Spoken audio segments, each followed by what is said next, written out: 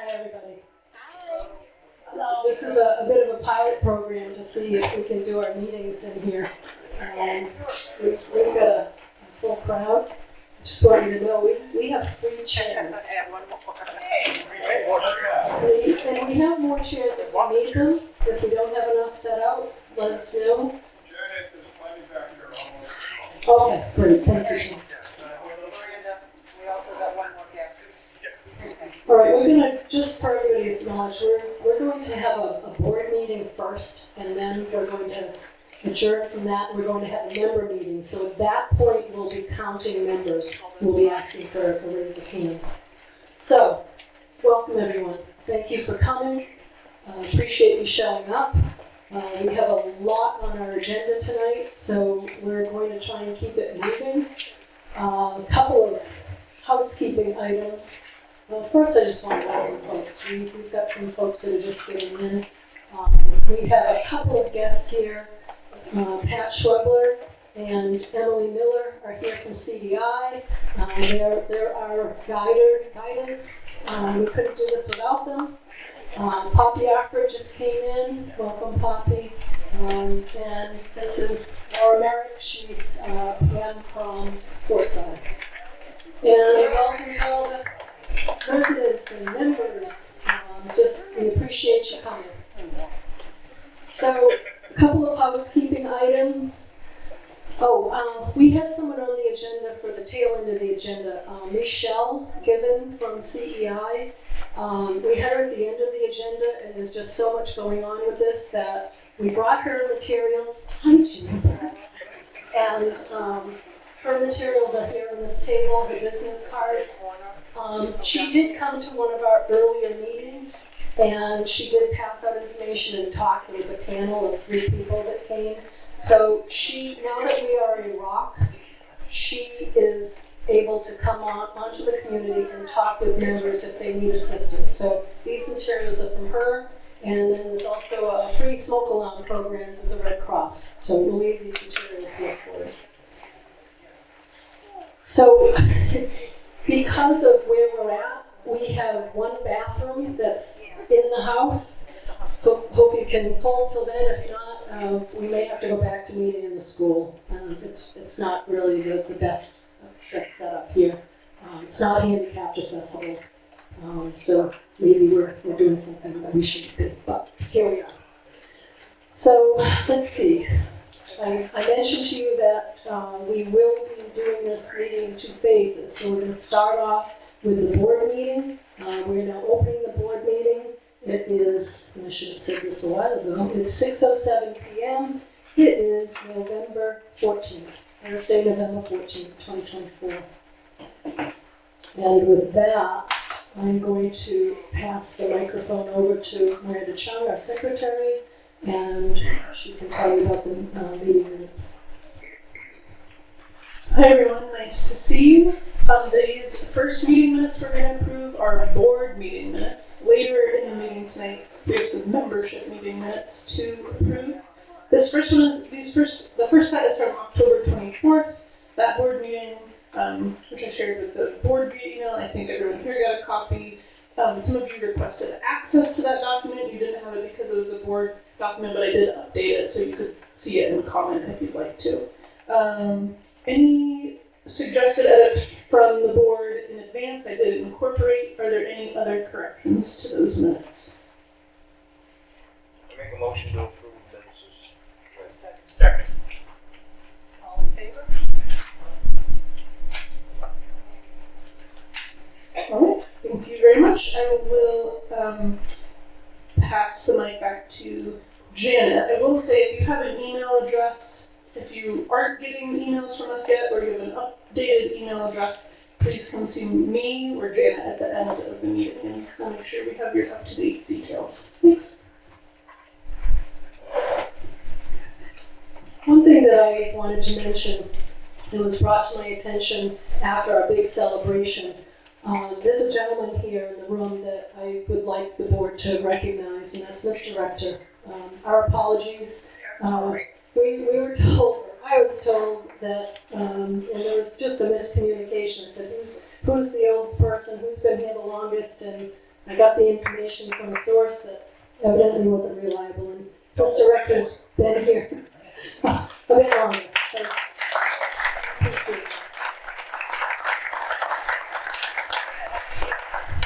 Nobody else? 54 years, right? God love you. 55. 55. Wow.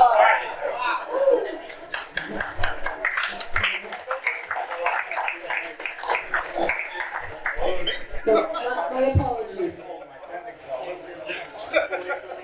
So the next thing on the agenda, our board treasurer, Zach Walker, is he in the room tonight? No. I guess he's not here. Zach has resigned. We'll be talking about that in a minute. We'll be voting on it, but in his absence and in the absence of someone else that stepped in, I will go over the treasurer's information. So we have a membership count currently of 217. Wow. 217 out of 278. That's pretty good. I see some notes coming. So we are still in the midst of collecting occupancy agreements. So far, come on in, sir. I think there's some chairs along in the back there. We've received 107 so far. So this is both, we haven't received any non-member agreements yet. And Laura was sending out notice. Do you know when that was released? Yeah, I'm going to send those out. I just wanted to see what I got tonight first. Oh. So none of the non-member agreements have been requested yet. We have all of them that have come in are members, and there are a couple. We've got 11 here in my hands, not this one, but we have 11 that are incomplete that will reach out to you. It's either missing a signature. I forget what the other things are, but there's a couple that we just need to button them up before those are done. And does anybody have a blank membership agreement in their possession or at home that they can use if they haven't submitted one yet? Okay. Is there anybody here that needs one? Raise your hand if you need one. Well, why don't you come up and see us after the meeting, and we'll take at least put your name down and see if you're in. Okay. Our board vice president needs one. I gave all mine away. Where's, He's not alone.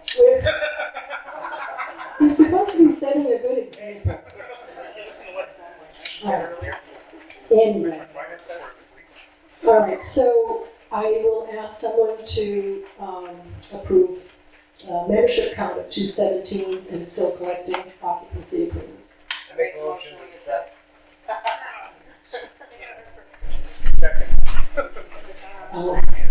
Do you want Doug or Melissa? You can pick. Okay. All right. All in favor? Thank you.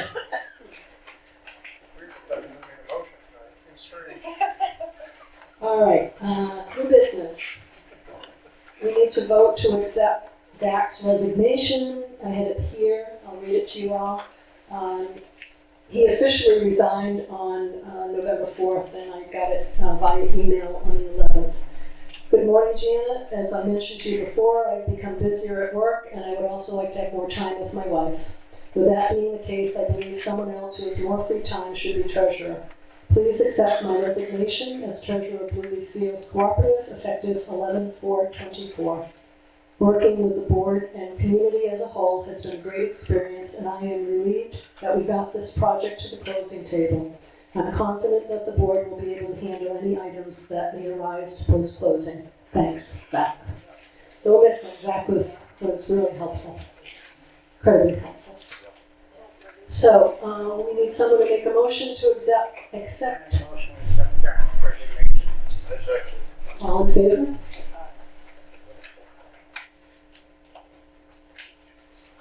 Thank you. So I did not receive any letters of interest.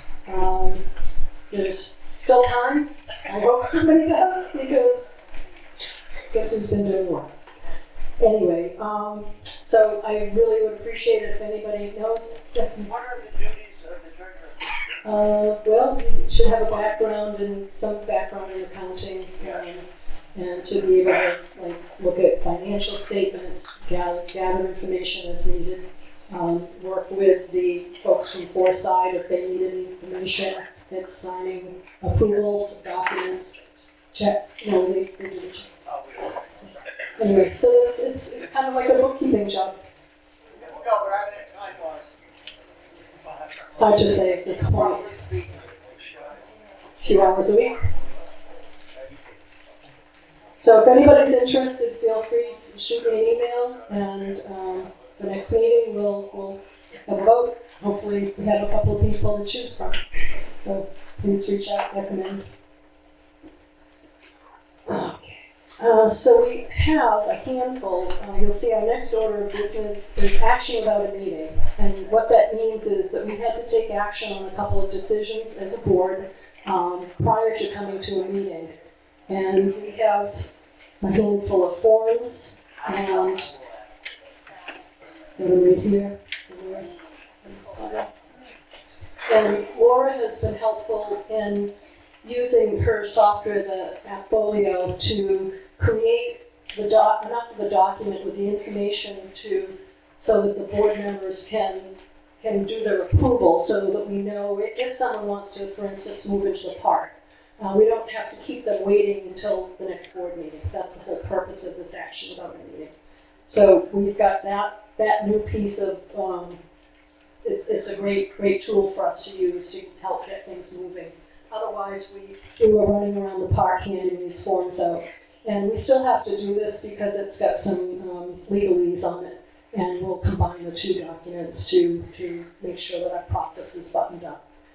So for the, just to keep things going tonight, keep things going in our agenda, there were 4 on the agenda, and my friend is trying to FaceTime me. And I had to add one more. So I'm just going to get the basics of it, and then we're going to vote, the board will vote collectively to accept all of these. All right, so we'll just share that.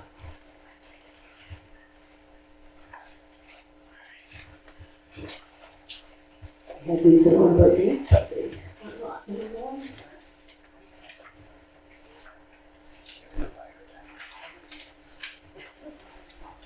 Okay. The first one is dated October 9th, 2024. This one was to approve hiring Foresight Real Estate Management to act as property manager per the contract that we have signed and dated October 9th. The second item, dated October 14th, is to approve the occupancy of 2 new residents at 48 Scarponi Drive. That's the different. That's the one that wasn't on there. Different date, different group. Okay. October 14th, yes, for 48 Scarponi. Next one in line is October 25th, 2024. Approve the occupancy of a new resident at 62 Scarponi Drive. November 4th, 2024, to approve the occupancy of a new resident at 80 Scarponi Drive. And lastly, November 7th, 2024, to approve the occupancy of a new resident at 8 Kirk Street.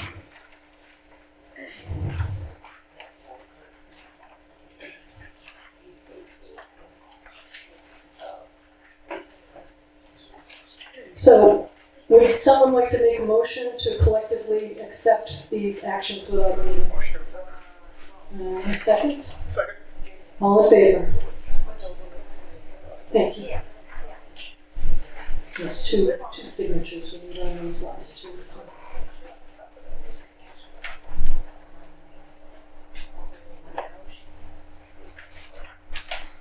It's gonna take a second to breathe here and catch up with our notes. Who first did it? Already did. Next up, there was a resident that had a car parked or stored in the vacant lot at 31 Linnell. We weren't aware of it. I checked in with Kurt Scarponi, and he did confirm that that was something that he had agreed to prior to selling the property. So I reached out to the board, and we thought it made sense to honor the rest of the season. They wanted to store it between May and the end of November. And so I asked to have a formal request put through. We received that. The request also included, it just said from May through November. So I did clarify and said, next year we can't promise, we don't know yet what we'll be able to do with that, because our intention is to fill the vacant lots to bring in more revenue.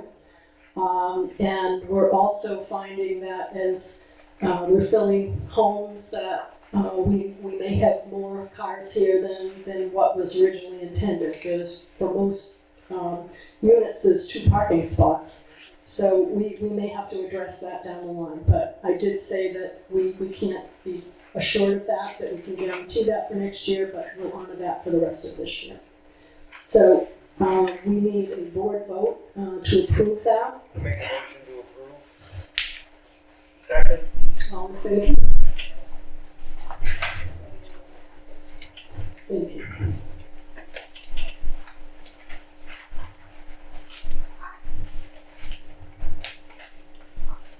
So one of the big questions that comes up on a regular basis is, how do we deal with our rules?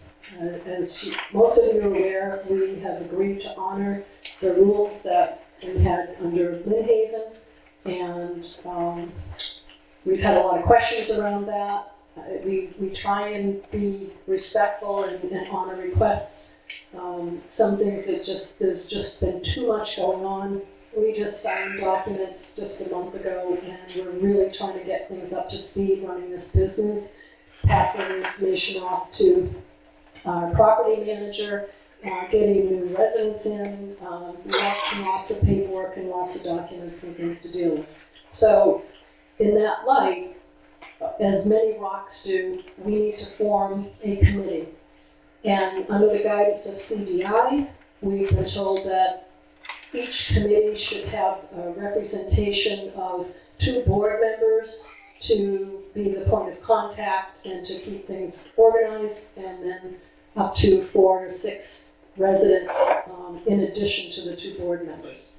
So we had some discussion in the planning meeting. That's why we put the note on the door, and sorry we had to keep you outside for a bit if you got here early. So a plan that we've come up with PAC's guidance is to establish the committee. We've got Tom, who's going to be the point person. Tom's our vice president, and Melissa McCarthy is going to be the other board member. And we've had, I believe there are 6 people that have sent their names forward. I have the list, and I forgot to bring it. But we have that list, and we're not going to really get into much time tonight talking about how we're going to form that. But what we want to share with you is that out of, oops, I forgot to ask folks to silence their phones. Did everybody silence their phones? So what we've decided that would really make a lot of sense is to have a couple of meetings, maybe on a Saturday morning, Saturday afternoon in here or in the school, and have these folks that are going to coordinate and keep track of all of this, take the current rules, maybe make it in a list format, and put a yes or a no next to it and the suggestions under it. So for each item that's on that. So that could take us a couple of Saturdays to get through all of that. But it's more about collecting the data, collecting your opinions about what you want to keep and what you don't want to keep, what you want to add, what you might want to change to just make it a little easier to deal with, but also in maintaining our standards. So once that data is all gathered, it'll be collated and presented to the board. The board will review things, and then you all will vote. So it's gonna take a little while. It was recommended that we do this after the first of the year, and I said, oh, please, can we please get started now? I really think that we need to address this sooner rather than later. So that is our plan. And we can take questions at the end. I wanna just kind of move through what we have on the agenda for now. So that's the basic plan, and I think that after talking to Pat, I felt a whole lot better about it. She's done this with a number of other rocks, and we can even look to some of the other rocks for guidance to see how to go about doing this the right way, the fair way, and the way to keep this community as beautiful and well kept as it has been.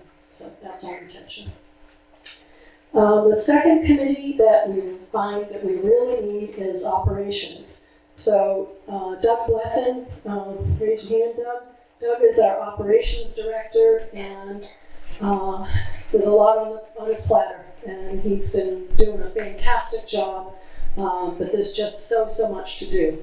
So we talked again in our planning session before this meeting, and Doug and Ernie are going to head up that committee, and I would like you to, either after the meeting or in an email or however you want to try and contact us, if you're interested in participating in that.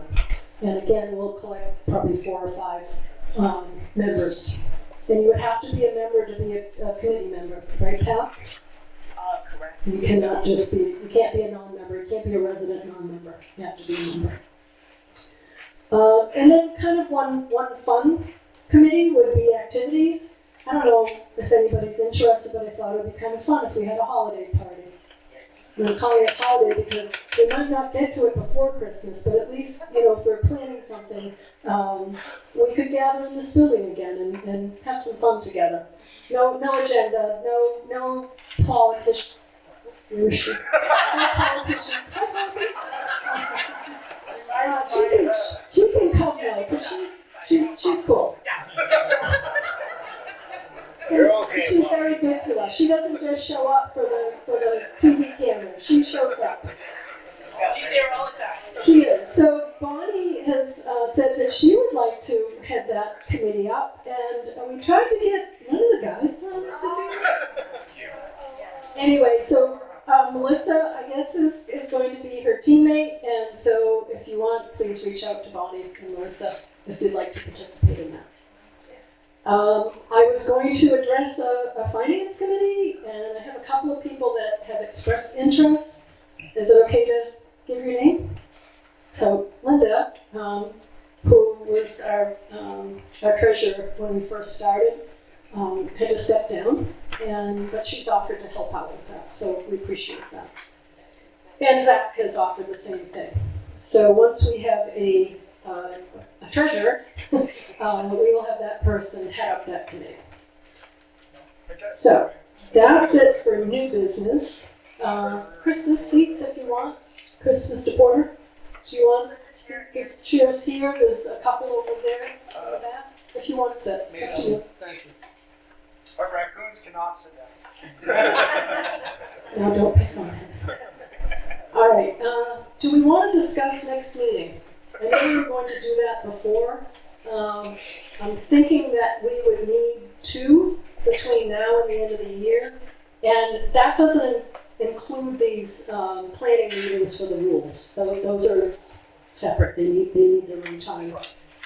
So does anybody have any recommendations, anything that keeps them from attending? I'm trying to find it out. You have no wife, you said? He's always available. That's why Ernie can create signs and, did you see what he did? Look at this.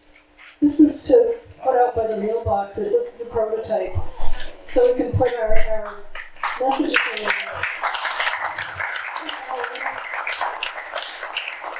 And Melissa says, oh good.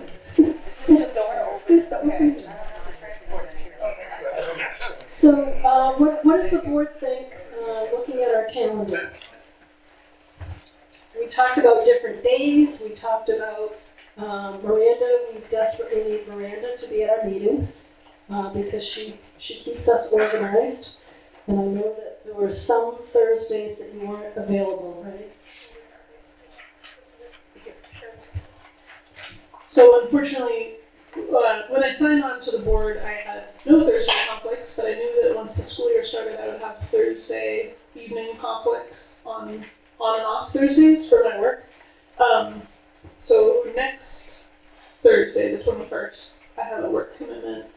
The following Thursday is Thanksgiving. And then the one after that, December 5th, I have a work commitment. We try to do it every other week. So that's where I'm at. The 12th is open. I think we should do that. You're broken. So I think we should do that. I would love to try and do it in between, but maybe we can do our rules planning in between, and hopefully that will satisfy our needs. I don't see us doing 2 in December, because then we're into, I imagine you're busy 19. I am available on the 12th if that's helpful. that would be wonderful. Okay. The only thing I want to point out, please, is that December 12th, if we do have snow, please remember I come up from Kennebunk, and there's always a chance I can't come due to the weather. However, if you have a Zoom option, if you have Wi-Fi, I can always Zoom in. Okay. So if we have the meeting at the high school, there's Wi-Fi there. Right, we have Wi-Fi here. Do we? Hotspot.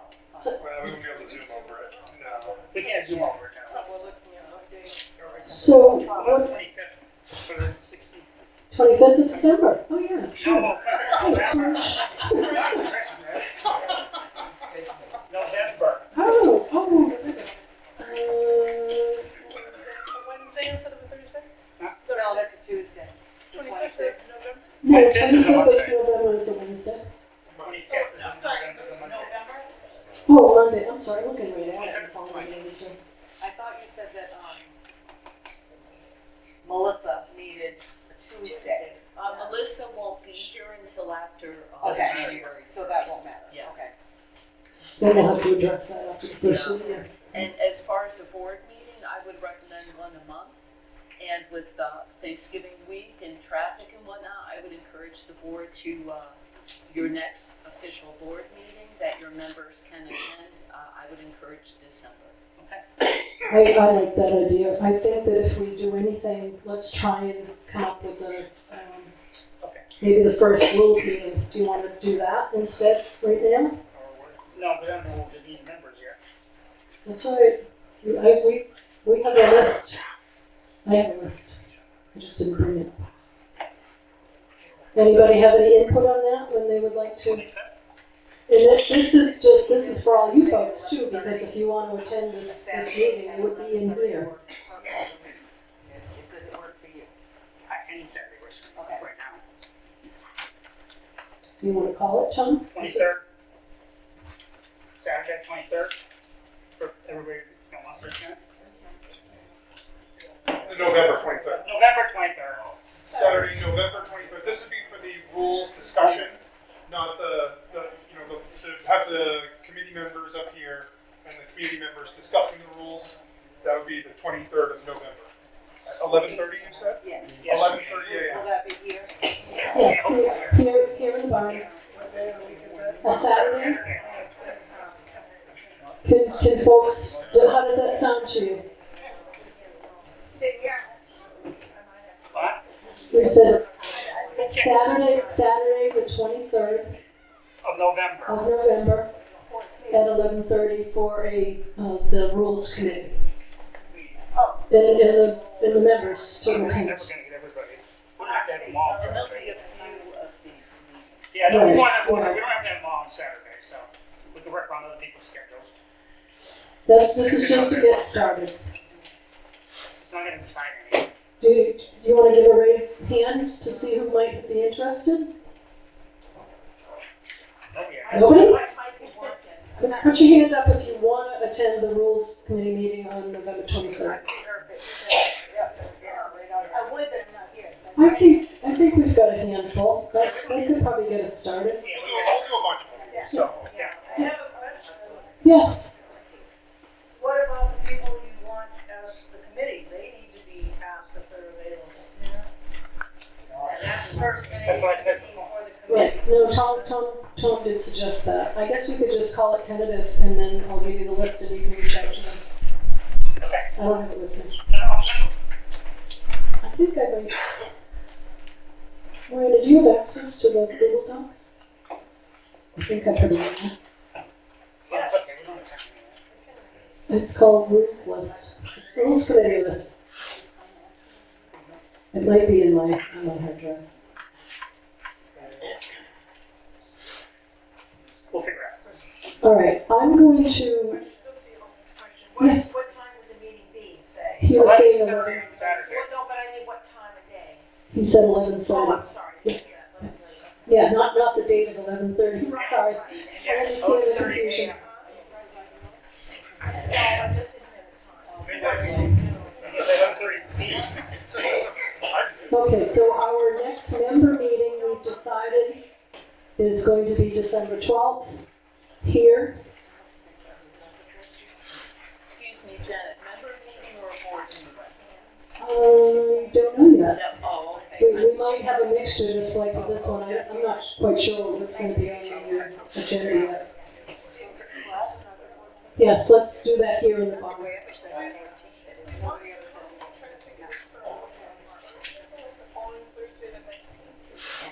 I'm going to let the activities committee do that just because I think we should plan some more. All right, so 12th. That takes care of that. So now we have a discussion and a vote on our criminal background criteria. So I think most folks have seen this. We didn't have time or we weren't prepared to vote last time. And my understanding is, I guess I should stand up. So my understanding is what was missing, what we didn't decide upon. There's some language here that says the following may be the basis for rejection. This is when we do a criminal background check for someone new coming into the community. So, basis for rejection, A, an extensive criminal record or a combination of criminal convictions which signify that the applicant has a disregard of local, state, and/or federal laws within the past X number of years. And this is what we need to vote on. How many years? And the choices were 7, 9, or 10. Because one time we had 11 child molesters a year. When they found out, they cleaned the house. Yeah. Ready? Yeah. So, You know how we found out? Went to neighborhood.com. And he light up because he was looking for my money. all right, good to know. Yeah. And he was saying he was doing his criminal check. Good boy. All right, well, yes, ma'am. What kind of criminal record are you talking about? Felony what? This is an extensive criminal record, a combination of criminal convictions. It doesn't specify what. Can't specify everything. So this is something that our property manager does. When we have someone new come into the park, that's part of their job to run a background check. And then they find information on the person. We don't ask for specifics right away. If we had to, we could make some decisions around, what was acceptable and what wasn't. Yes, Anthony? So, past failure notwithstanding, if we trust this organization to vet these people, what's the difference between 7 years and 10 years? Well, certainly, but in terms of bringing people into our community, what is our expectation will have changed in those 3 years as to why we would disqualify someone who has had a conviction 8 years ago, but we wouldn't disqualify someone who had a conviction 10 years ago? I agree. I don't know, if we are following the recommendations and we are getting a trusted person to verify, obviously a failure of that occurred at some point, but if we're trusting them that 10 years ago a thing happened, what's the difference between 7 years in terms of what we're asking for requirements for the community? Do you have any input on this, Pat? I'd be interested in what Lori has to say. She's the professional property manager. used to be a kindergarten teacher. So, For recording purposes. Yeah, recording. Oh, yeah, to record. so I actually, before I came to Forsyth, worked in a Shalom House, which deals with HUD housing, which you guys also fell under that criteria. There are guidelines as to the types of crime. So you can say if they have, say, a sexual crime, if they're on a sex offender list, it doesn't matter how many years it was. You can say they can't move in. If it's, We've got some, to show you this. okay. There's some other items Yeah, on this list that right. specifically talk about these different. Yeah, and different, I can't read it now, and different felony crimes. If a felony is 5, 10, 7, you can say, no, I do somewhat agree. If it's been 7 years and we could ask for personal references, things like that, it's going to have to be a board decision. But there are also guidelines, I'm sure Pat can show that too. With HUD. Yes. Yes. So those will have to be followed as well. But misdemeanor crimes, depending on the type, that's usually something that we as the management company would say, they've had like 20 misdemeanors in the past 4 years. You probably don't want to allow them in. So it's also just having that discussion with the board about what we see on our end. Luckily, we haven't had that yet with any of our new applicants. Some people rehabilitate. Yes. Robin, you have a quick question? I was just gonna ask is, can we use the 10 years and just have a clause allowing the property management company to weigh out a decision and ask the board for an approval? So if you had somebody that was more than 7 years, that was 8 years ago, and they did their time, they paid their price, whatever they needed, and we have a good solid case, the board can say, yeah, we're gonna override it in this case. Does that make sense? I'm wondering if it makes more sense to go in the other direction with that, right? I So- was gonna go stricter and then have an override. Does that make sense? I think it's much harder from a board standpoint, Yeah. for the board to overrule the rule is a lot more of a problem than having a lower rule that the board says, you know what, we're gonna pass on this one for reasons. Right, and then if something goes wrong, then we're held accountable. Right. And Yes. as has been stated, if it's a sex crime, So let me finish, why don't I finish reading, so, and then we can circle back to this. So, A talks about an extensive criminal record, disregard of local, state, federal law. And it's criminal conviction.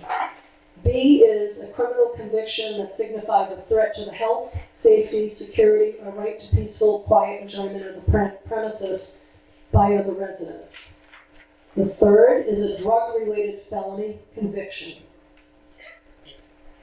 D is any sexual offense conviction, doesn't state a time. And E is a conviction that is classified as a hate crime. So the first three, the extensive criminal record, the criminal convictions that are threat to health, safety, and security, and the drug-related felony, those all list a time frame. So those are the things that we need to vote on tonight to clarify. So for A, the extensive criminal record, do we want to go with 7, 9, or 10 years? Yes, Celeste. I think, shouldn't we find out what the HUD requirements are before we start voting on something? Do we need to? I mean, we've been asked to vote on this tonight. Yeah. I think there's too many variables in here. When did those drug problems happen? Well, that's what we're discussing. They've gone 7 years without a problem. That's what we're discussing here, ma'am. We're talking about That's for, what I'm hearing, but you're not, you wanna set a time, and I don't think you can set a time. well, that's what we have to do. Individual basis. No, we can't do that. Then the board is held accountable for making decisions that we shouldn't be expected to. I'll let Pat jump in. Okay, so this was discussed at many meetings along your process. Some of you were here and some of you were not. And before this was voted on by the board, this is a board vote, the board wanted to wait until they had established a professional property management company. So, as recommendation from Rock USA and best practice, I would recommend the minimum period of time, which is 7 years, as a guideline. And that is what our other rocks do here in Maine.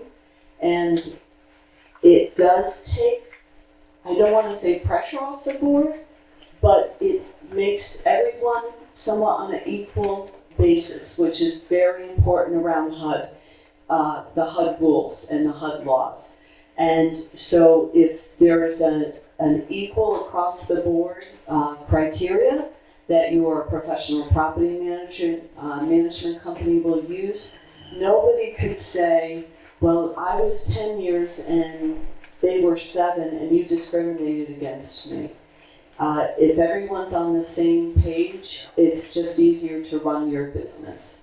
So that would be my recommendation, the 7 years. And as Janet pointed out about the sexual offense and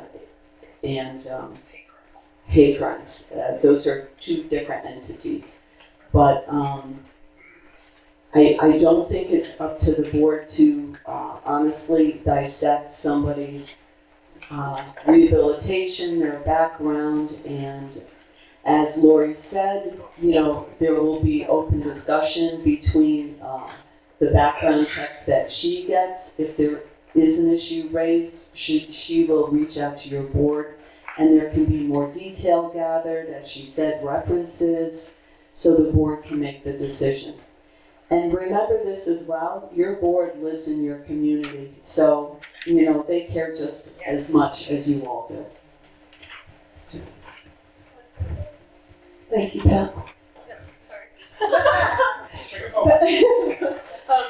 Pat, just to clarify, you recommended a minimum number of years, 7 years, for extensive criminal record, for the combination of criminal convictions that signify the applicant has a disregard of local, state, federal laws, 7 years for the B, and then is it also 7 years for drug-related felony, or is it the minimum number for a drug-related felony, which is 5 years? The minimum, which would be 5, yes. Thank you for that clarification. Yes, Chris. Yeah, actually, I'll just grab one. Okay, so what classifies as a drug-related felony? So is an OUI a drug-related felony? Alcohol is a drug. I don't think that's classified as drug-related. Is possession Yes, but if it's felony possession, yes, that would be state-related. Like, there are clear guidelines by state and federal laws to which things are drug-related. That's its own category and classification. And whether it's felony or not. Correct. And whether or not it's a felony or a misdemeanor is also part of the conviction of whatever. We're not making it. And is the language of the definition reflected in our documents that we are using?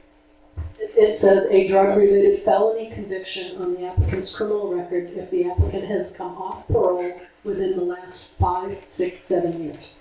And Pat's suggesting 5. Okay, so it's a drug-related as defined by The conviction. So, We don't have to decide. is there any further discussion on this from the members or the board?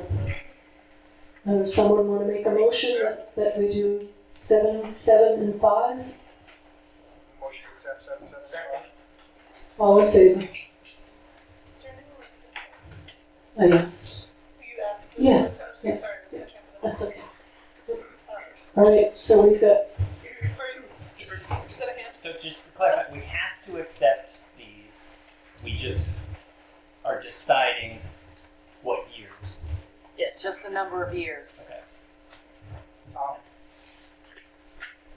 Is there one? is there more discussion? I asked, is there more If discussion? there's more discussion. Well, if he's asking that question, then I would say, no, didn't we specify that if the circumstances show that this guy, even even though it's gone through that many years ago, that we would use subjection.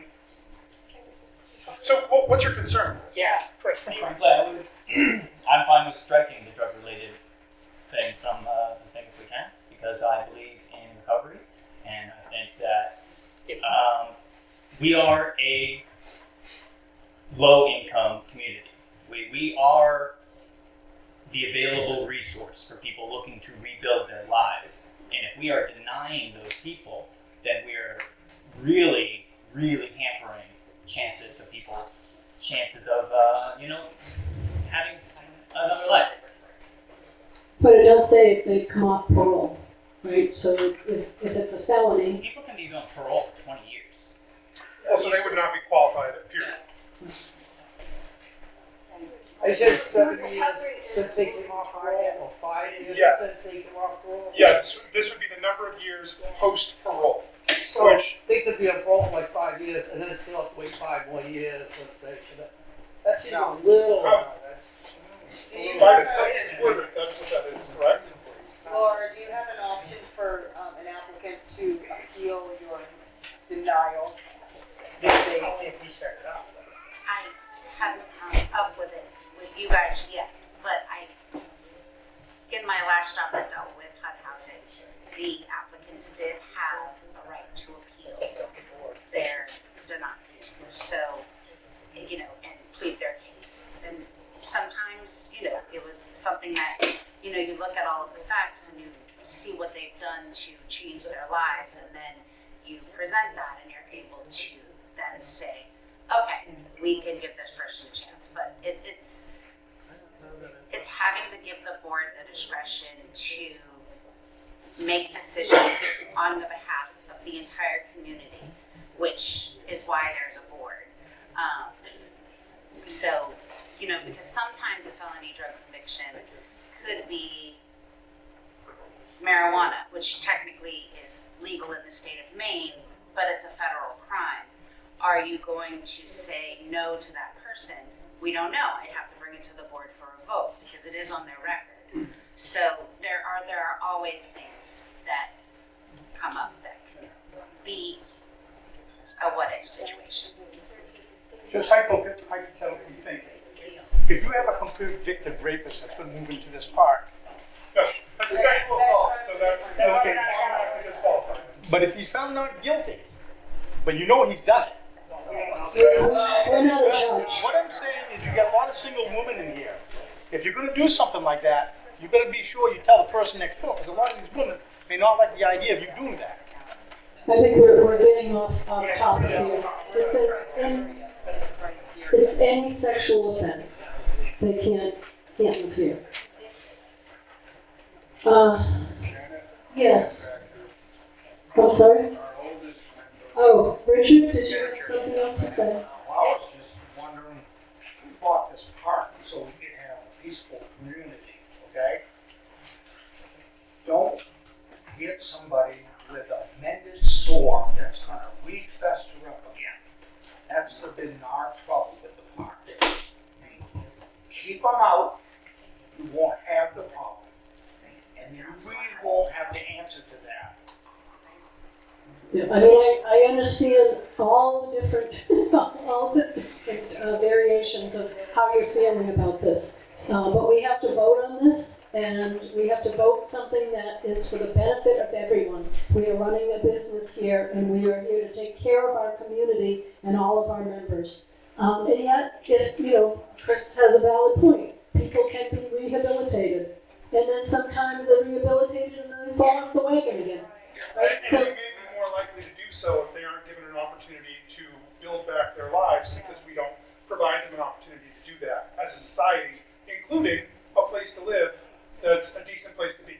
So I totally agree and understand. I think for the ease of this, and because we do have to make a decision and move forward, I will once again make a motion that we vote 775, but I would like to readdress this at some point in the future when we have more space.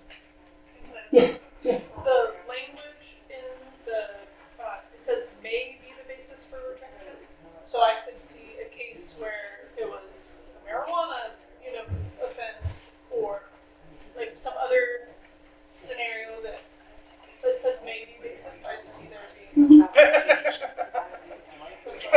I think there is, I think that word does make a difference. Yep. So, I think one more question, then I think we need to vote.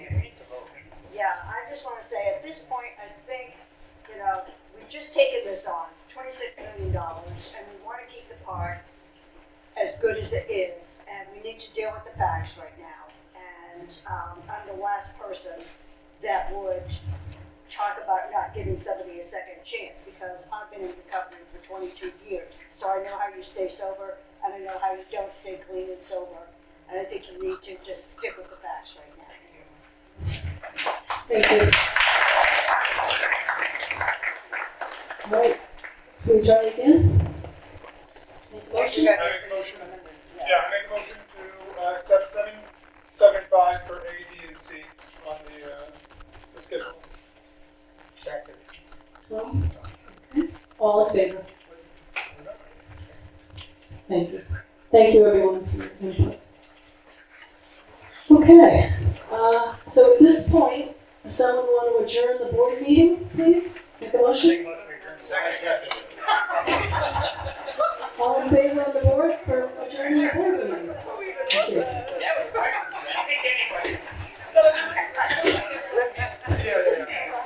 All right, so don't run away yet. We've got more to do. Did you adjourn this? Did you vote for the adjournment? Yeah. Everybody. Okay, so folks, we're going to now open up a membership meeting. I would like each person that's a member, but only one in your household, to raise your hand, please. We're gonna do a count. Just one per household.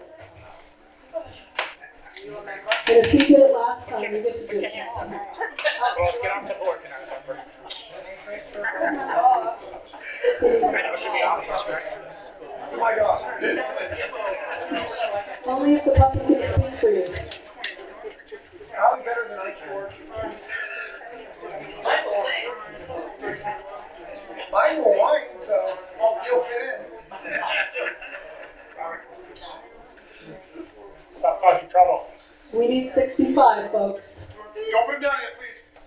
Keep them up. 60. I got 60. Keep them up. Keep them up. I did. I did. What'd you get, Pat? I got 64. Oh, count again. Let's go. 3, 4, 5, 6, 7, 8. Maybe I needed to round that down, Pat. Yeah, can we round up? 64.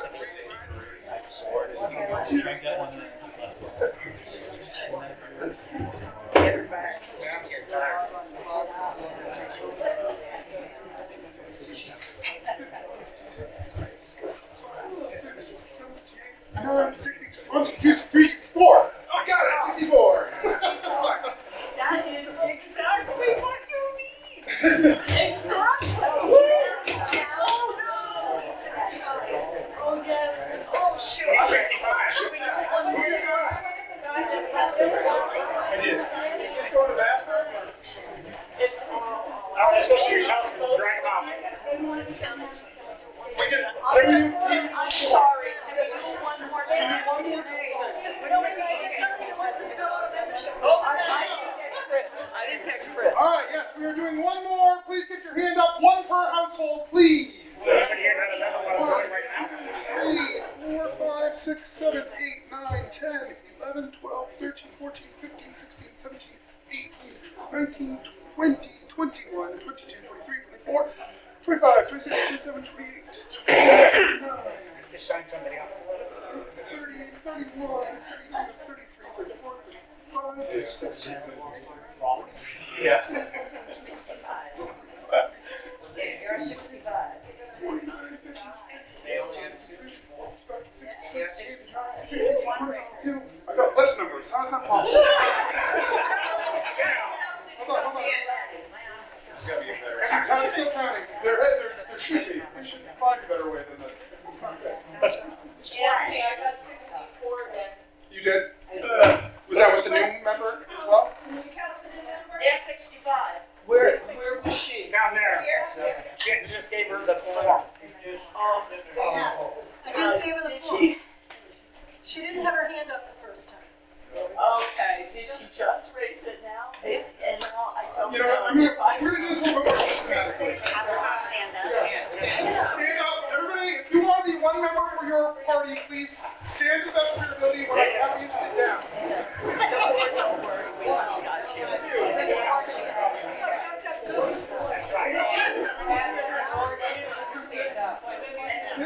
Pat said the board doesn't stand up. 9,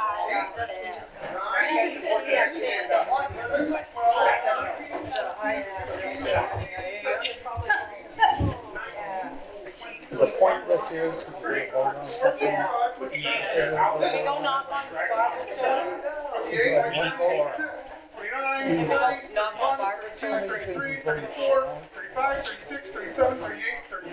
don't want to stay here another hour. I'm just saying, we're gonna vote, let's vote. 46, 47, 48, 49, 50, 51, 52, 53, 54, 55, 56, 57, 58, 59, 60, 61, 62. That's what I got the second time.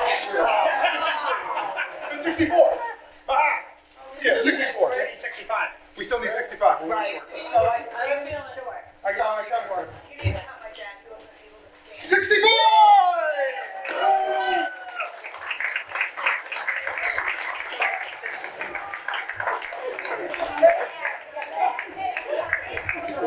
So, thank you for hanging with us on that one. Really appreciate it. So if there's anyone else before you leave tonight that's not a member that would like to be, please come forward. All right, so first thing on the,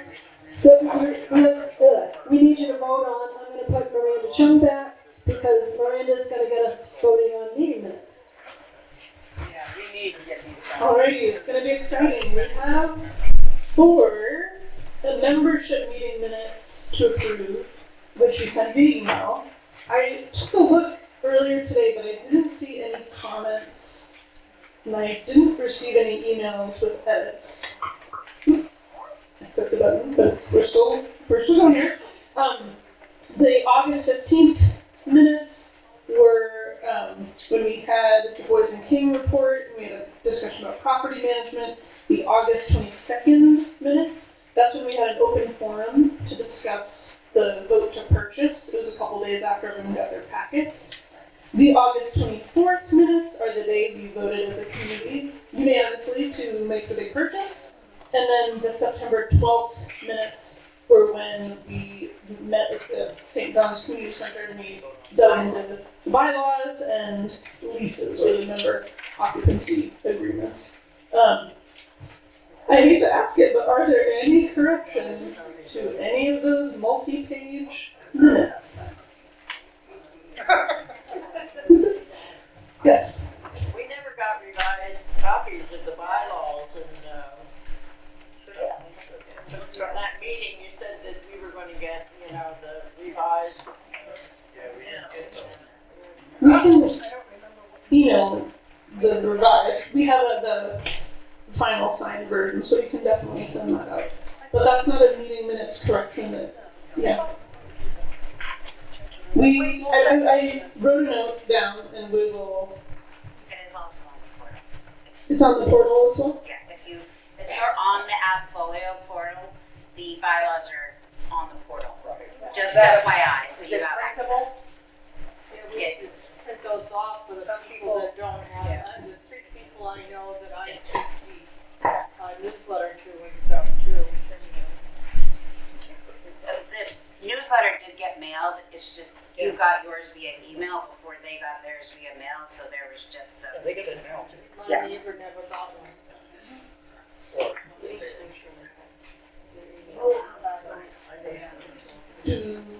Is there any discussion on next steps there? Or are there any other corrections to the minutes? We can address making sure everybody gets copies of the bylaws, be it digital or print versions. How do you edit to order? You print this? Oh, that's funny. When she wants to be the treasurer. Whether she wants to or not. Does somebody wanna make a motion? Is there a motion? Oh, and this is a member motion.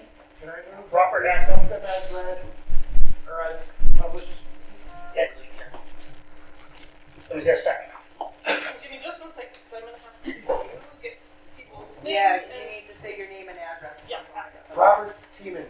the street?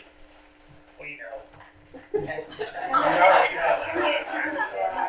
Our wallflower, Can you say your numbers one more time? 20 Lynch. Back there, something. The minutes as, Gentlemen, is how did you word it? Motion to approve minutes as posted. posted. Yeah. He's fine. And is there a second? Second, Thank you, sir. Can you, state your name and your address? Gary Scott, 29 Howell. What was the last name? Scott. Thank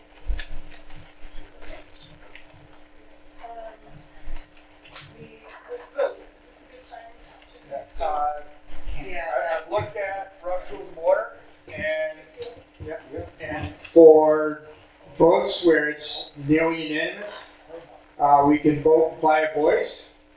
And to do that, the president would just say, all in favor, say aye, and say aye, and all opposed say nay, and if it's an overwhelming majority where it's a very obvious result, then it's acceptable just to vote that way. Without a count. So we can do that and save a whole lot of time.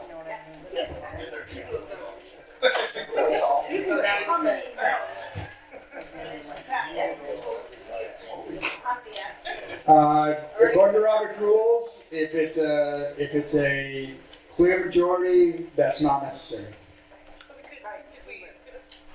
If it's close.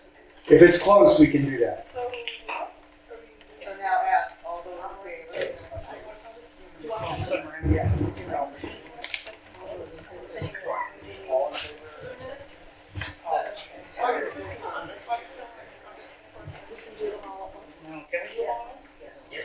That's what you Is every, do we want to vote them all at once? Yeah. Okay. I agree. So for the meeting minutes, membership meeting minutes of August 15th, August 22nd, August 24th, and September 12th, I would like to propose,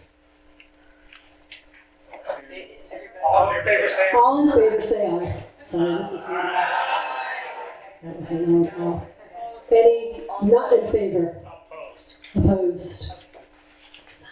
Thank you. So just a point of order, this is a membership vote, so it was, just so I have it, this gentleman that made the motion, and did somebody in the membership second? Yes. Yes.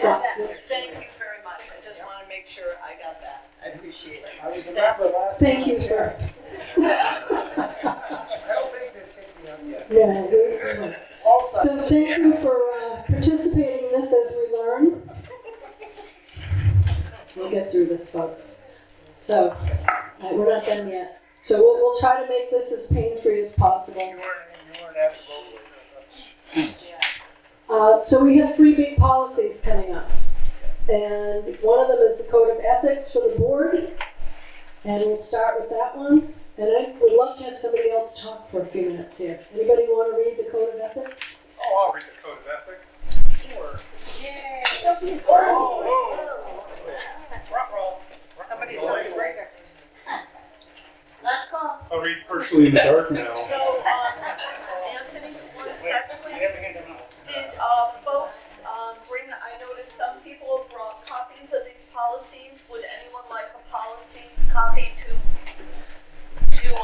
yeah, just raise your hand and when Anthony is reading with us. Buckle up, everybody.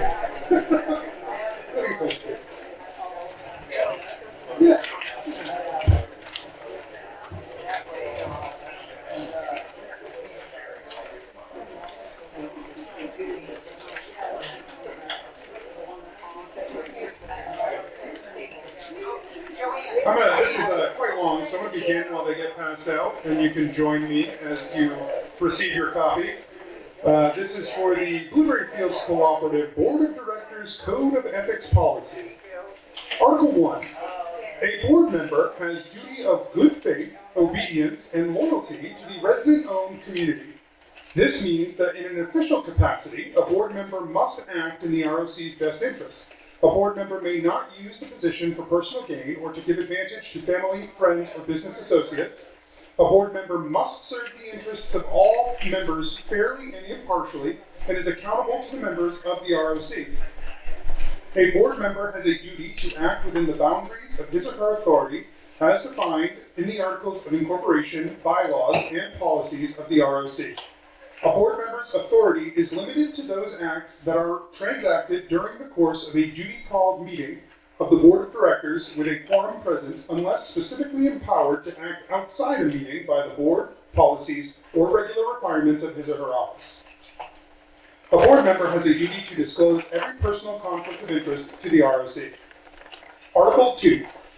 A board member has a duty to use care when carrying out official acts. This means that in an official capacity, a board member is required to act honestly with the care that a reasonable person in a similar position would use under similar circumstances.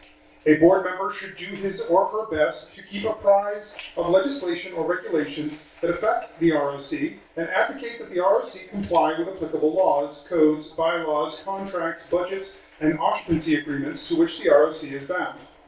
A board member should seek the advice of experts in areas of competence in which the director has not been trained.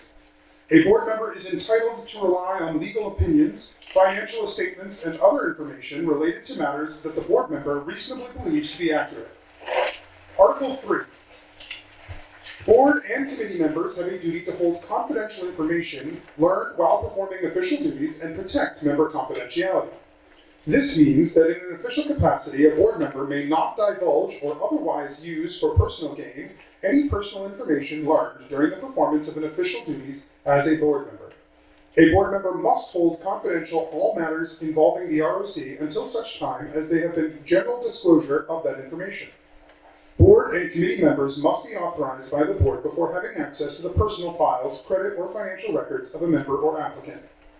Board and committee members have a duty to protect the confidentiality of information learned during the applicant screening process and information learned during executive session, and must not reveal confidential bidding information from contractors or provide unauthorized information to bidders about the review of the bids. The Board of Directors Code of Ethics is adapted and used with permission from the National Association of Housing Cooperatives. This policy was approved and adapted. It's now. We're doing this now. Yes, thank you. So is there any discussion? Any questions? I just want to add that this term said not just the board, but the committee members. Just remember. So we empowered to start 2 to 3 committees tonight. So the committee members need to understand this, because it isn't just us, it's everybody. Okay? So, that is all. But please sign up. Yes, Celeste. I have a question, as a board member. Somebody, approached me, they were coming into the park and asking if there were, homes that they could buy. And I said we weren't doing that yet, but there were homes for sale in the park, and they were very interested in that. And then I started to say that, oh, it's a really nice park and it's quiet, and then I'm like, I don't think I'm supposed to say that as a board member, so. But you live here. What? But you live here, you know it's quiet. But I know, but what's the line? What can I say and what can't I say? Because I go on, if one word works 15 or better for me, so. Well, you didn't say Bonnie lives over there. No, I didn't say that. I didn't say that, and I didn't say watch out for Melissa's trailer. I'm not going to say it, I'm not going to tell people So about can it. you help me out? Sure, there's absolutely nothing wrong with having a nice conversation, telling somebody that's interested in moving here how wonderful your park is. There's absolutely nothing wrong with that. Any member could say that. Okay, so Yeah. I didn't cross any line. Not at all. Okay, good. It's just things that are more derogatory, giving out personal information, that sort of stuff. Overstepping bounds. Yes. Say you hate your board president. That's it. Talking about it, I was thinking over But here. that's good to not say, oh, we're a low-income community, or we're a mostly single women community, right? What she's saying.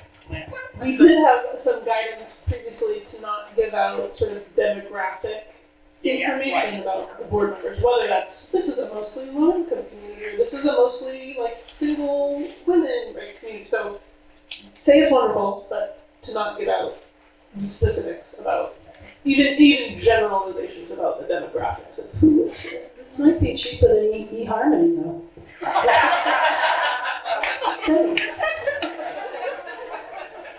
All right. Let's get through this. So is there someone that would like to make a motion to accept this? Does that have to be a member? Yes. And state your name and your address, please. Linda 14 Scott Road. A second? Second. That's that Chris Porter. Chris Ford, 98 Scott Road. Can you say your address again, Chris? Your address again? 100? 98 Scott Road. All in favor?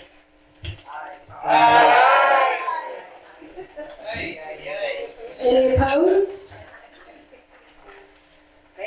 Any abstaining?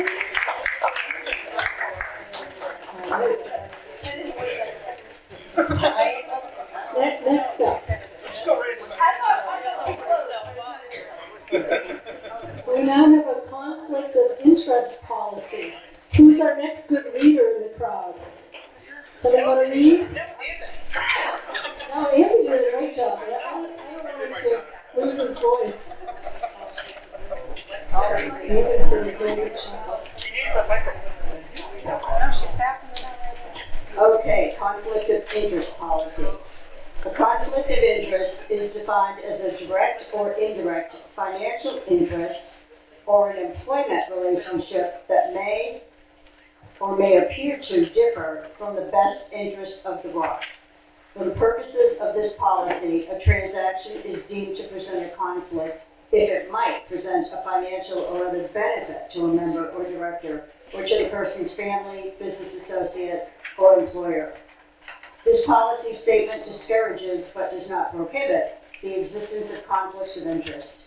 The policy does, however, require the members or board of directors of the ROC to consciously act on any identified conflicts of interest and to determine what is in the best interest of the ROC without the interested member or director present.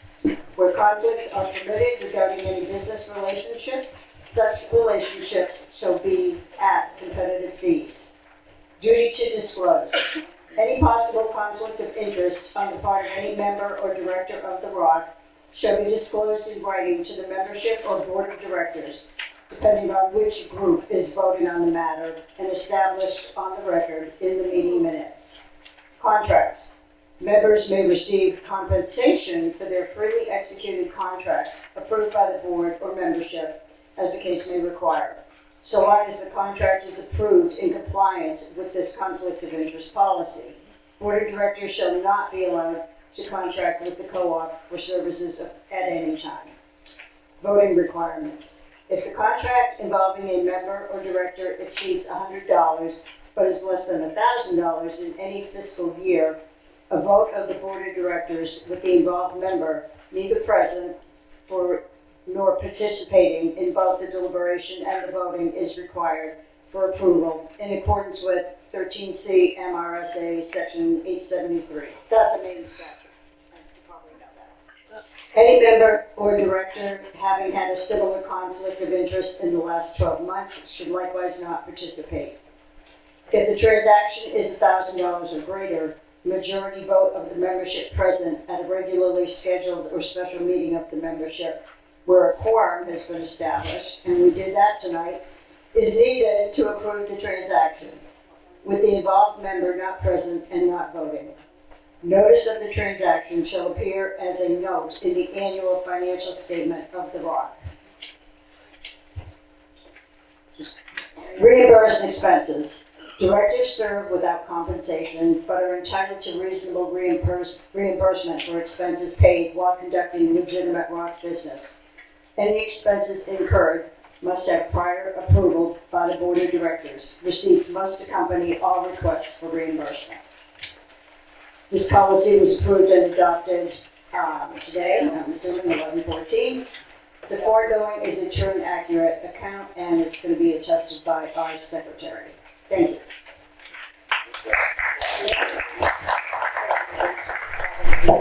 Thank you, Celeste. Any discussion around this one? Okay. All in favor? Sorry. Someone want to make a motion to approve, please? So move. Mr. Hector, and your address is 40... 67 McCoy. Thank you. I knew you were on the court, I just didn't remember which number. Someone want to second that? I'll second it. Sandy? Sandy Molinari, 13 Amos Way. All in favor? Any opposed? Any abstaining? Thank you.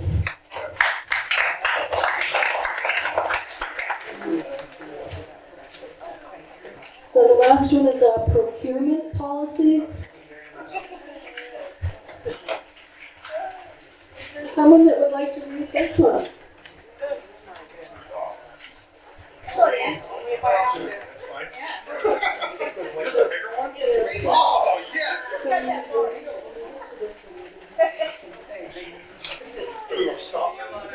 Ooh, stop. Okay. Thank you. Well, here we go. All right, this is the procurement policy. The following policies and procedures shall be followed when an RMC purchases equipment, materials, supplies, property, or services from an outside source. Oh, it's too close. It's feedback. All right. 1. General policy. A. No conflict of interest. All directors, employees, or agents who participate in the selection or acceptance of a contract for equipment, materials, supplies, or services must comply with the ROC's conflict of interest policy. Give me that one. That one was much less angry than this one. Yeah. Send it this way. Is this one? Hey, this is better. All right. I did though. Now what do I do? Hooray! Okay. Sorry about that, folks. Black door. Black door. If you've already appointed black door, you don't appoint that. No director, employee, or agent will participate in the selection or acceptance of a contract involving a conflict of interest without the approval of either the board or the membership as prescribed in the conflict of interest policy. Conflict of interest includes situations in which the director, member, employee, or agent, or any family member, business associate, or employer thereof has a financial interest in the business or individual selected for the contract. B. No purchase of items or for personal use. No director, employee, or agent who participates in the selection or acceptance of a contract for equipment, materials, supplies, or services shall use such items for personal use. C. No receipt of gratuities. No director, employee, or agent shall solicit or accept gratuities, favors, or anything of value from contractors, potential contractors, or parties to agreements with the ROC. D. No purchase of items not approved in the budget. No director, employee, or agent shall solicit or accept any equipment, materials, supplies, or services that have not been approved by the Board of Directors in the annual budget without prior approval of the board. E. Document cost analysis. The ROC shall conduct a cost analysis and document the analysis in the procurement files in conjunction with every purchase, which may include, but is not limited to, an internet search, calling several retailers, comparison of retailer advertisements, etc. The procurement file should include a justification for the lack of competition if competitive bids or offers are not obtained. F. Contract with winning bidder. If a contract is competitively bid, the ROC will enter into a contract with the winning bidder that specifies the equipment, materials, supplies, property, or services to be purchased and the payment terms. G. Evaluate each contractor. The RSC will evaluate each contractor at the completion of each contract. The evaluation will be utilized to make decisions to award future contracts. Section 2, Acquisition Procedure. The RSC will conduct all procurement transactions in a manner to maximize opportunities, increases quality, and reduces the cost of purchase. The RSC reserves the right to reject any bids or offers it deemed to be in its best interest. A. Pricing procedures. One of the following procurement procedures shall be utilized for all purchases of equipment, materials, supplies, property, or services involving amounts over $500. 1. An open market inquiry. The RSC will inquire in the open market to ensure that advantageous price and quality. The file shall document the inquiries made and offers received. 2. Request for competitive quotes. The RSC will request competitive quotes orally or in writing from at least 3 different sources. The file shall document each invitation made and offer received. 3. Formal proposal procedure. The RSC will solicit competitive responses through a formal bid procedure.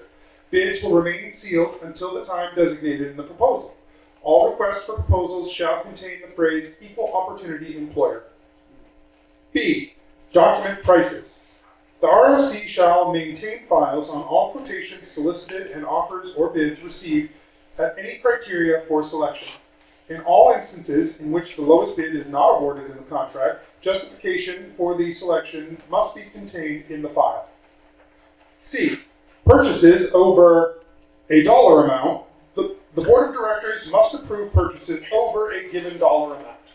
That is something we are going to have to determine. So my recollection is that when we put together our contract with Foreside, we had to come up with a dollar amount in the contract that said how much they could spend without us, that say something happens in the middle of the night, they have to call somebody and get something done. They have the right to go ahead up to $1,000 is my recollection. Can anybody else corroborate that? That sounds right? Yep. Okay. So I would just say we could use that same number here, and then I would look for some direction from our ROC guidance folks about the 2 signatures. Because that's this is a generic template basically, but you are not physically signing any checks, so I would suggest that you strike D. okay. I'm not even going to read it. How about that? Section 3, Property and Equipment Policy. When purchasing property, both real estate and equipment, the following procedures must be followed. A. Title will be in the name of the ROC. All property purchased belongs to the ROC and title vests with the ROC. B. Property inventory. A list of all property owned by the ROC shall be kept, showing the type of property, identification number, original cost, and depreciated value. The inventory list must be completed at the time of purchase and annually at the end of the ROC's fiscal year. C. Insurance coverage. The ROC will maintain insurance coverage for all property owned by the ROC and maintain documentation of each policy in a safe deposit box that we don't have yet, right? Correct. Okay, great. We're going to do it. That's what I got. Dan, I have a question. Yes, discussion open. On the acquisition at the beginning, under A, it says that the pricing procedures, it mentions the amount of $500. And then, okay, in the next C section is where it has a blank. So are we changing the blank to 1,000 or are we gonna keep that as 500? Yeah, So- this line A is Pricing procedures. Some of the following procurement procedures shall be utilized for all purchases of equipment over 500. So that applies to the open market inquiry and that sort of thing. So then it just says that anything that's over the $1,000, the board of directors has to approve. So we are changing the blank to 1,000. Correct. Okay. And one of the questions I guess I have, maybe you can help with this, Pat, is if we have a property management company, so how much of this documentation do we keep in our Google Docs or Google files, and how much of this is something that they're keeping? That's a good question. Lori, I'll let you weigh in on it first. I honestly don't know the answer to that. I'll have to confer with Jeff on that. But having these for any members or new members to see, I have copies and I can put them into the shared drive on Appfolios, the portal, so that people can see them and refer to them. And Janet, may I just make one point of clarification? On section 2, acquisition procedure, the pricing procedures, A, this basically is saying anything with a value of over $500, the board will do open market inquiry, do all the, one of this, 1, 2, or 3. But as far as C, those are kind of two different things. If you need to buy something for the community that's $300, you know, you're all going to do due diligence and maybe check Amazon. But this policy states if the item is going to be over $500, you must do your due diligence. And purchases over $1,000, so do your due diligence, bring it back to the board if the item is over $1,000 for approval. Thank you. I got a question. Well, you did that one. Back on number 2, request for competitive quote. It says 3 different sources, and there are times that you can't get 3 people to bid on or talk about. So there needs to be a plan B somewhere in this process. So some of you will remember that were in the acquisition meetings with us, and because we all live in Maine, we know the current environment regarding vendors and contractors that we might call in. So this document is best practice. So the board would reach out to 3 vendors, but as they know, setting up this company, that people say they're interested, I'm going to give you a quote, and then the quote never comes in. So what this document does is set a standard for the board to follow, but there will be times you've reached out to 3 different vendors and only 2 of them have responded. So this is, you know, your guideline and your procedure, but sometimes you might only get 1 or 2 quotes. Thank you. Case in point, this happened just the last couple of days, trying to find someone to inspect our tanks, septic tanks. So, you know, one says, well, if you're not gonna let me do the pumping, then I'm not gonna do the grunt work. And, you know, some companies just don't do it at all. Some say, well, oh, my guy left for Florida, I don't have any help. So we do the best we can. Yes, Bob? On there, I noticed we have the procurement there. Do we also have a procedure for the disposal of assets? I don't know, not in this one. It's donated to charity if we make any profit. Yeah, we're gonna establish our. So it's just something that I thought maybe we want to be looking at that. Well, so yes, that comes under like the property inventory, right? And at some point, I want to know who's going to number each one of the chairs. Yeah. 40 chairs, 96 chairs. The ops committee. Yeah. All right, I think that's a roll committee thing. do you have any more discussion around this document? Okay, would someone like to make a motion? Yes, go ahead.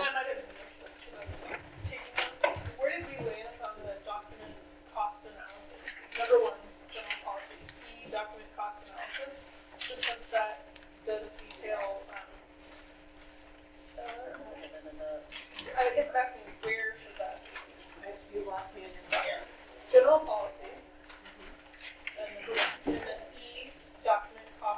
analysis.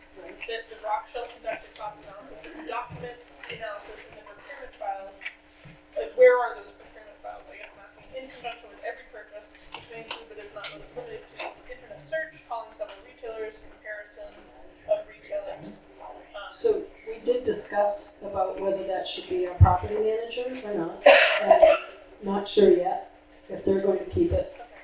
We've kept a lot of our other documents prior to closing. Yep. So not sure about that one yet. Sure, final list. We will keep a place for it. It's nice to have that when we move forward next year. Yes, Laura? At another property that I managed, all of the closed bids usually went to the treasurer, and then the treasurer would put that into their Google Drive so that those bids were there for future. But it wasn't something the whole community shared, so it wasn't always something that I had in my files. I always have a copy of the completed contract, so that way I can look back and say, oh, we did that last year. Or if I'm not working here and somebody else is, they'll be able to look back. But as far as the files, you can keep those in your Google Drive. So. All right. I'm just You're just standing. Okay. While you're standing, will you want to make a motion? I move we accept this as written. And your name is Robert T. Minnie. Robert T. 20 Lynch Street. 20 Lynch. Susan, you want to second that? Yep. Susan Lerman. And what's your address, please? And Scarponi. 10 Scarponi. I'm sorry, I'm not quite there yet. So I'm getting Robert. You don't have that copy of this? I did, yeah. I got it from earlier in the notes there. And then who's She's second? quick, but you gotta give her a break. Who's second with it? That's Susan Lerman. Laird? L-E-R. Didn't hear. Lermon. Okay, and what was that? 10 Scarponi. Thank you, Susan. All right, all in favor? Any opposed? Any abstain? Okay, one more vote. Quite done. So this next vote is something that just felt right after the fact. When we sent out our initial packages to all households, we hand-delivered them that talked about what our rent increases were going to look like, what the money was going to look like. We originally projected the increase for the stick-built home at 6 Kent Street to be $1,500. There was a lot of discussion around that, and a lot of us felt that that was a big increase, percentage-wise. So we, the board, had discussion around the fact that when we raised the rent for the rest of us in a mobile home to $100 increase, that's roughly 17-18%. So we took a look back to say, what is 17 or 18% on the original rent at 6 Kent? And that original rent was $1,100. And we did the math and said like $1,300 is more affordable. And that's our whole intention here, right, folks, that we want to keep our homes affordable. So our recommendation is that even though the original packet stated $1,500, we'd like to know if you'd be willing to vote that rent to be $1,300. Oh, what's the address? It's 6 Kent Street. It's the house. The stick built. The little apartment building. It's a two-bedroom house. Thank you. Yeah. And we did have a realtor come in and give us pricing, but that pricing is the current real estate market. He said $1,800, and that's just not us. Robert had that marked question. No, it's not. So I just used that same multiplier and said, we should increase this $200. So $1,100 to $1,300 is what we're recommending. Keep it affordable. Yes, Robert. I'm gonna ask the dumb question. How is that set with our budget? Are we okay with that? Yes. That's my big concern.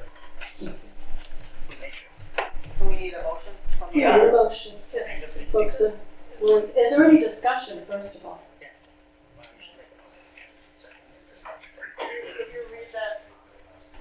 Could you read that out so that, you know what it is, what it's gonna be? Yes, the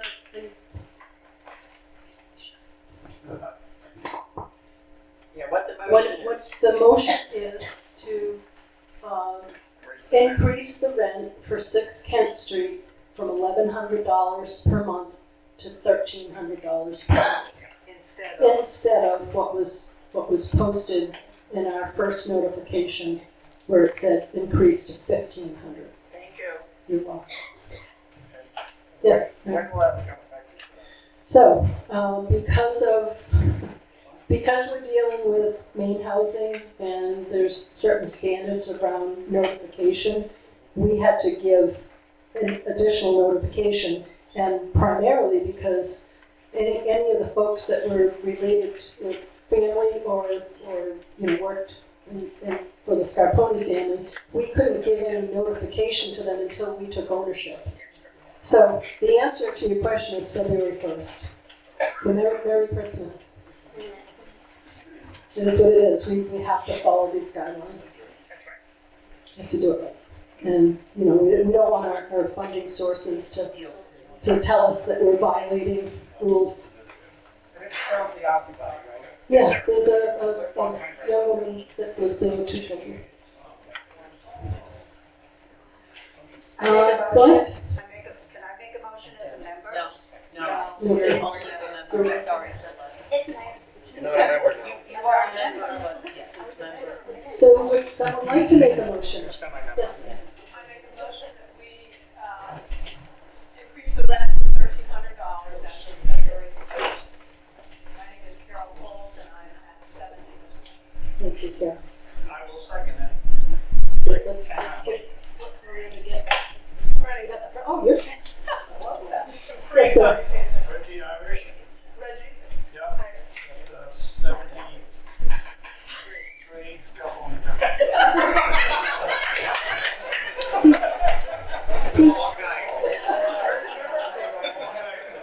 Thank you. You got a keep her. I'll make sure he gets home. Yeah. Thank you very much, Chris. I'm glad you could keep your humor in this. We're getting tired here. All right, so, all in favor, please. Any opposed? Any abstaining? Thank you very much. So, we have just a few minutes.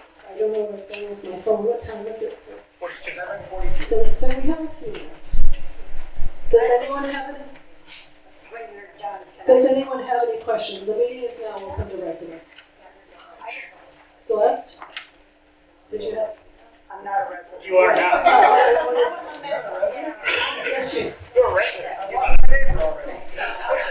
I understand that we funded a portion of the October rent that we paid to Scarponi.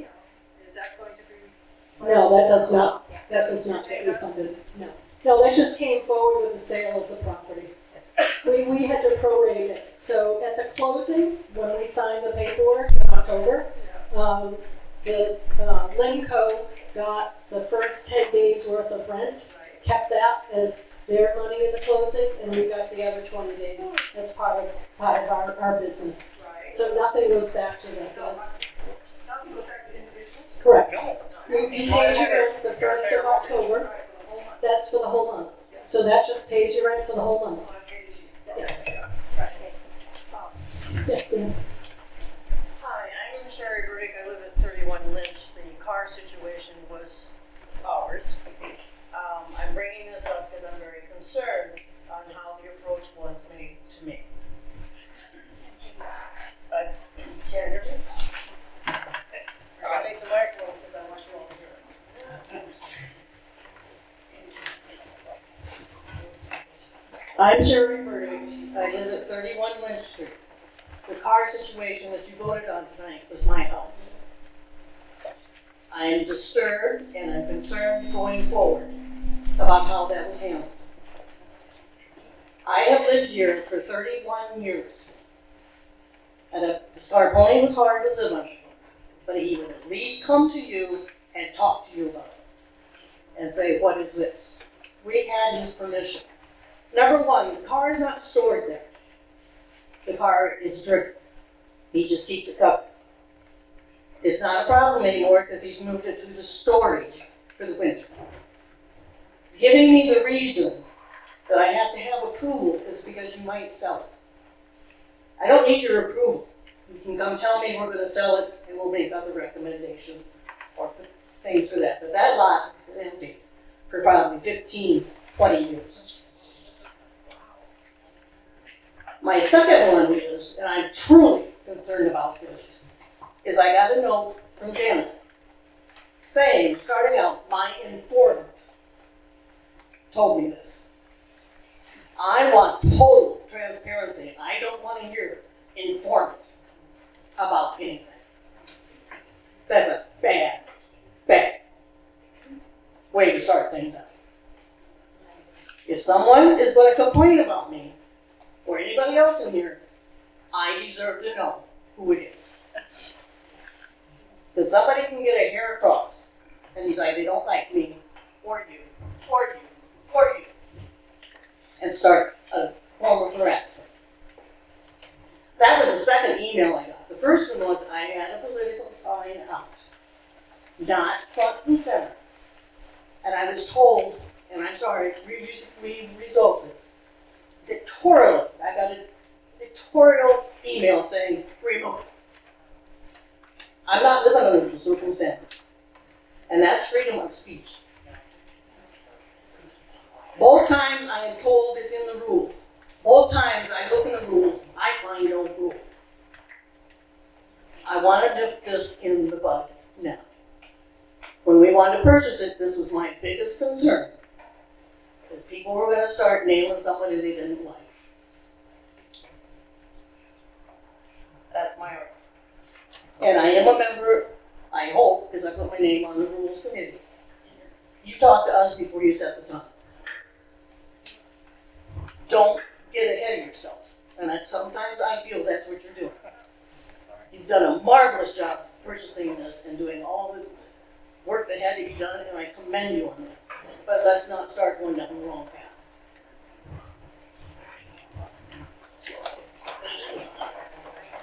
Sherry, I'm glad you brought your thoughts forward.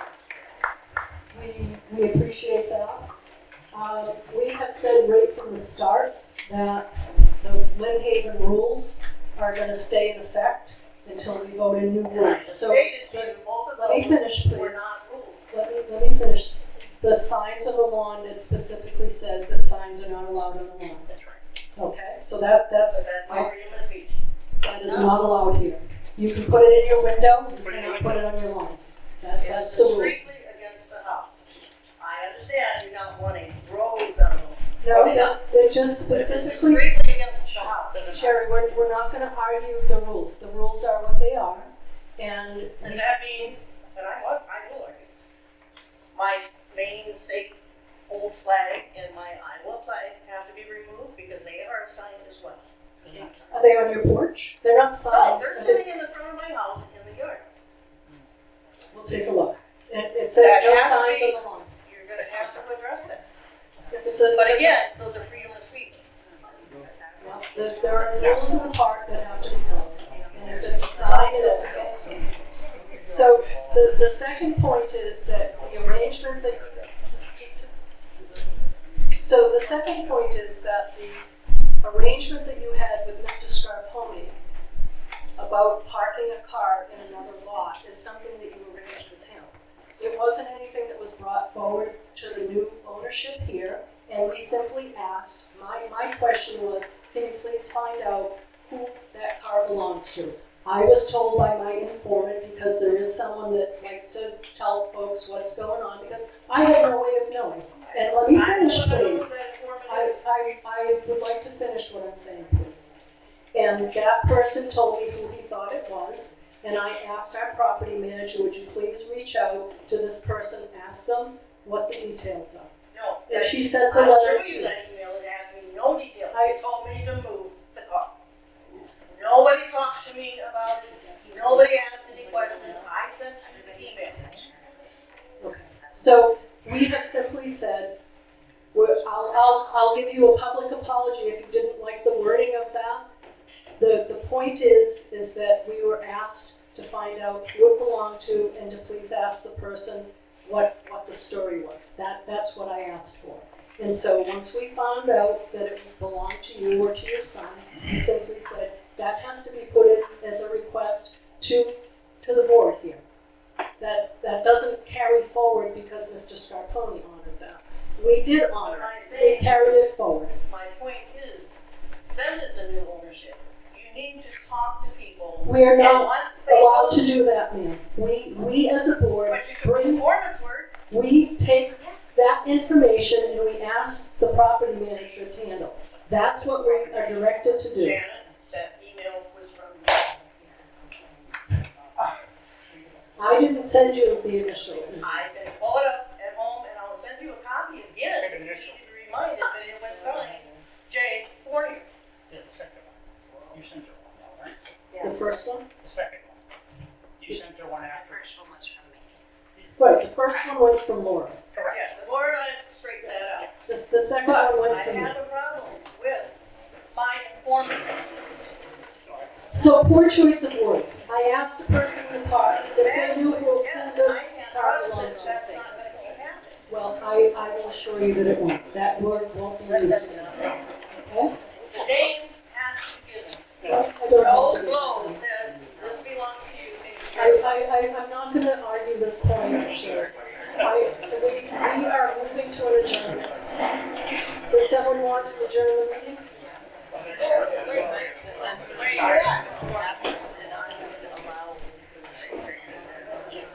Is there anyone else that has something that they would like to say? Yes, I'd just like to say, you know, because I needed starch for my trailer, and so I think I called you about it. And so I went to Home Depot. They used to sell it, they don't anymore. Lowe's So- has it. So they Yeah, sent she me to knows. Lowe's, Yeah. and so I went to Lowe's, and all the stuff is there, and it's very reasonable. Yeah, so I just want to pass it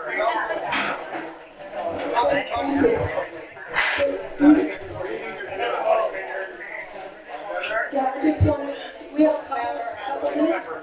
Anybody else?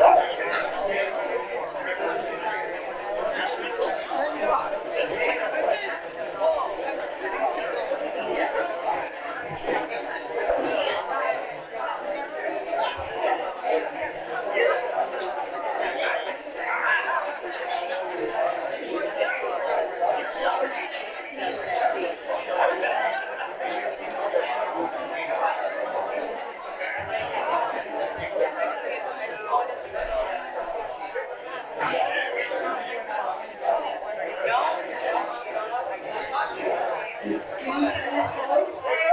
We have to call order, please. The meeting is technically still, being held. So if the membership wants to adjourn, Jen can call for a member to make. Would a member please make a motion to adjourn this meeting? Robert. Thank you. And a second?